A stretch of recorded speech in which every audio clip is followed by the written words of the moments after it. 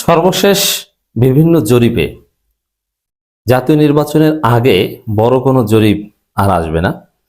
যে জরিপ চলছে ওইটারই চূড়ান্ত ধাপটা আসবে। যে জরিপ চলছে বা সর্বশেষ যতগুলো জরিপ দেখেছি সবগুলো জরিপে দিবালোকের ন্যায় স্পষ্ট জামাত এনসিপি বিপুল ভোটে জিততে যাচ্ছে। তারা সরকার গঠন করবে, ক্ষমতা আসবে। এটা বিএনপিও জানে, তারেক রহমানও জানে।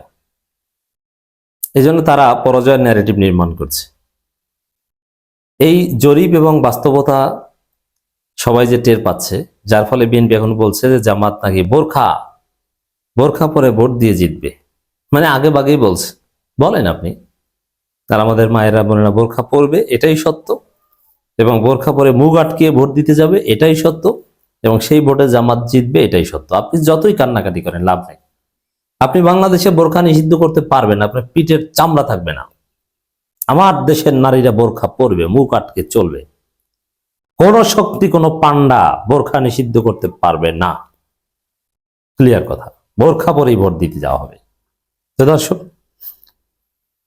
আসন ভিত্তিক জরিপ প্রকাশ করেছে সোচ্চারের জরিপ বাংলাদেশে এই মুহূর্তে সবচেয়ে প্রাসঙ্গিক। ন্যারেটিভের জরিপ, সোচ্চারের জরিপ, এরা যৌথ জরিপ টরিপ করে। আসন ভিত্তিক জরিপ ঢাকার কয়েকটা আসন বা দলীয় প্রধানদের আসনের কথা বলা হচ্ছে, এতেই হিসাব নিকেশ ক্লিয়ার। আর কিসের জরিপ? সবচাইতে বড় জরিপ আপনি নিজে, আপনি রিক্সাওয়ালা, ভ্যান চালক, প্রতিবেশী, আত্মীয় স্বজন, এদের কাছে জিজ্ঞেস করেন। আপনার নিজ গ্রামে যান, নিজ গ্রামে, আপনার তো একটা গ্রাম আছে, সেখানে চারিদিকে তাকিয়ে দেখেন বিএনপি কারা করে আর জামাত কারা করে। কোন দলকে কে ভোট দিবে সিদ্ধান্ত নিয়েছে না? বিএনপি করে কারা? যে ছেলেটা কোনো পেশা নাই, বাস কাউন্টারে যাত্রী দালালি করে, যে এই ঢাকা যাত্রাবাড়ি সায়দাবাদ 300 350, এই এখনই যাবে, এটা বলে বলে যাত্রী উঠায় আর 20 টাকা কমিশন পায়। এই হচ্ছে বিএনপি সবচেয়ে বড় নেতা। চিন্তা করছেন এদের দুর্গ? এটা খারাপ পেশা তা না, কিন্তু বিএনপির লেভেল। আর জামাতের মানে বিএনপির পক্ষে ভোট চায় এই কাউন্টারের দালাল, জামাতের পক্ষে ভোট চায় ডিগ্রি কলেজের প্রিন্সিপাল, হাই স্কুলের হেডমাস্টার, মসজিদের ইমাম, প্রতিষ্ঠিত ব্যবসায়ী, ঢাকা বিশ্ববিদ্যালয়ের শিক্ষার্থী। এই হচ্ছে পার্থক্য। আপনার গ্রামে তাকিয়ে দেখেন, আপনার আত্মীয় স্বজনের মধ্যে যারা প্রতিষ্ঠিত, যাদের টাকা আছে, যাদের পেশা আছে, চাকরি আছে, তারা কোন দলের পক্ষে? আর যে মাদক ব্যবসা করে কিন্তু অথবা কোনো পেশা টেশা নাই, বিভিন্ন আপনারা সবাই মিলে কিছু দিলে টিলে কোন রকম চলে, তারা কোন পক্ষে? খোঁজ নিয়ে দেখেন, হিসাব ক্লিয়ার। দর্শক, এখানে দানের শেষের পক্ষে কেউ নাই, একদম ভেরি লিটল অ্যামাউন্ট, ওই ডাকসুর মতো। তো সেখানে এটাই তো বড় জরিপ। আমি আপনি যা দেখি এর চাইতে বড় জরিপ আছে? মানুষ বিএনপিকে বিশ্বাস করে না, ভেরি সিম্পল, আর কিছু দরকার নেই। বিএনপির দুঃশাসন 2001 থেকে 2006 মানুষ দেখেছে, এখানে তার কোনো কথাই নেই, ফাইনাল ঘটনা। অতএব দর্শক, আমার আপনার জরিপ সবচেয়ে বড় জরিপ। বিএনপিকে দেখতেছে না। জামাতের ত্রুটি বিচ্যুতি সমালোচনা থাকলেও তাদের বিকল্প এখন জামাত। আওয়ামী লীগের লোকজনের কাছে একমাত্র বিকল্প এখন জামাত।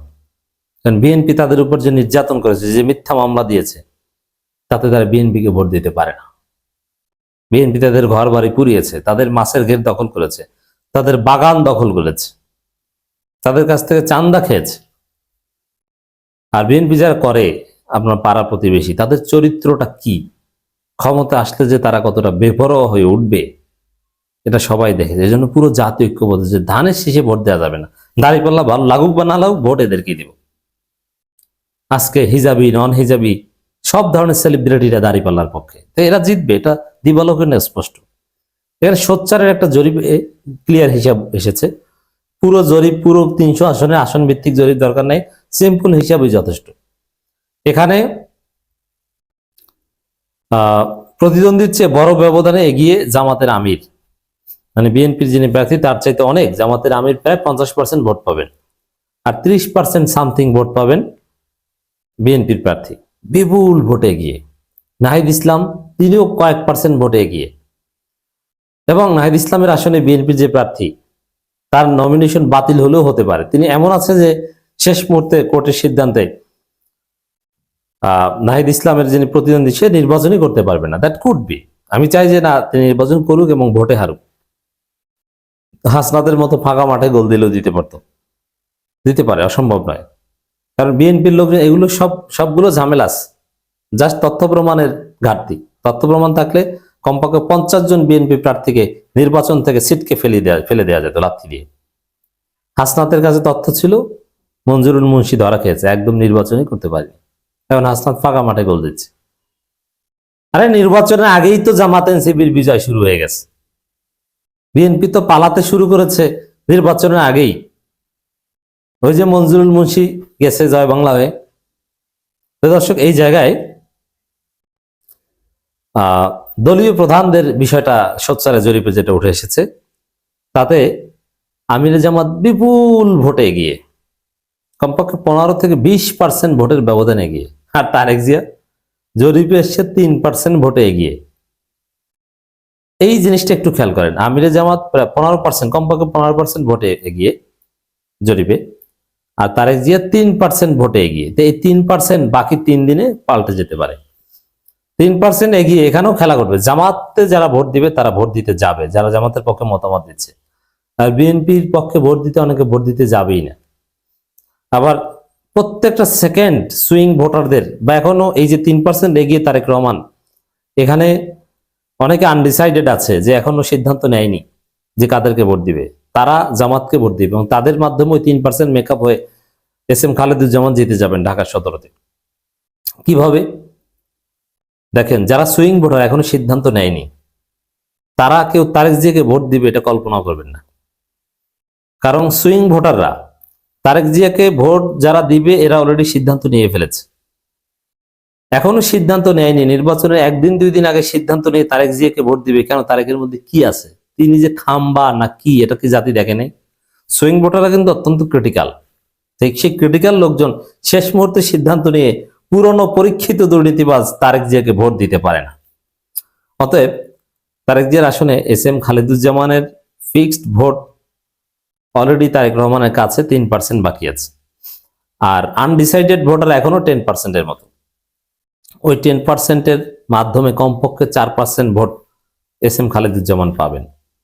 যা আমরা বিশ্বাস করি, আমাদের প্রেডিকশন হচ্ছে অল্প ভোটের ব্যবধানে হলেও এস এম খালেদুজ্জামান জিতবে। মামুনুল হকের ক্ষেত্রে সেম। মামুনুল হক একটু পিছিয়ে আছেন, কিন্তু ওই যে এই ববি হাজাজ বা এই টাইপের ধানের শীষ মার্কা প্রার্থীদের জাতি দেখেছে, সুইং ভোটার শেষ পর্যন্ত নতুন কাউকে সুযোগ দেবে। সুইং ভোটারদের পছন্দ নতুন কেউ। যারা সিদ্ধান্ত নিয়ে ফেলেছে তাদের পছন্দ ফাইনাল। যারা এখনো সিদ্ধান্ত নেয়নি তারা সিদ্ধান্ত নিলে নতুনদেরকেই পছন্দ করবে, এটা নর্মাল। আর যে পক্ষে অনলাইন হাইপ বেশি, যে পক্ষে জিতবে বলে ধারণা বা ক্ষমতায় আসবে বলে ধারণা, তাদেরকে ভোট দিবে। এখন জামাত ক্ষমতায় আসবে, এটা তো এখন একটা পারসেপশন হয়ে গেছে, অতএব তাদেরকে ভোট দিবে। তা আবেগে তারেক রহমান বা এদেরকে ভোট দিবে না। তো দর্শক, জামাত এনসিপি বিপুল ভোটে জিতে যাবে, এই হিসাব এখন স্পষ্ট হয়ে গেছে।